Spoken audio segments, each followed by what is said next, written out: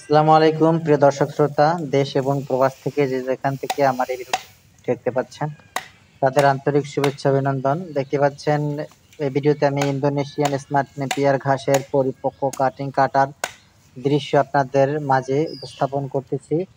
দেখেন এখানে কাটিং কেটে রাখা হয়েছে 4 থেকে আপনার 7 গিটের কাটিং, সর্বনিম্ন 4টা করে গিট, উপরে 7টা করে গিট দিয়ে কাটিং গুলা কেটে থাকি।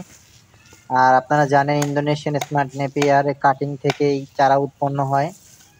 এই একটা কাটিং যদি আপনি রোপণ করেন তাহলে 5 থেকে 7 বছর পর্যন্ত আপনি ফলন পাবেন। আর এই ঘাসটাতে প্রচুর পরিমাণে পাতা থাকে, সেজন্য গরু, ছাগল, ভেড়া, মহিষ অনেক পছন্দ করে থাকে।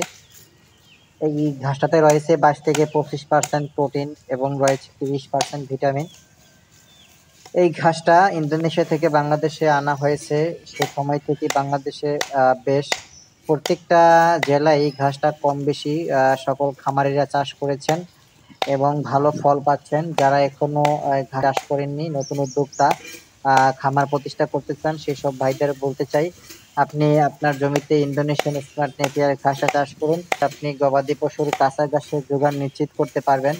আর কাঁচা ঘাসের যোগান যত বেশি নিশ্চিত করবেন, আপনি খামার প্রতিষ্ঠা করে ততটা বেশি লাভবান হতে পারবেন। তো বন্ধুরা, কাটিং সংগ্রহ করতে চাইলে স্ক্রিনে দেওয়া নাম্বারে যোগাযোগ করুন। ধন্যবাদ।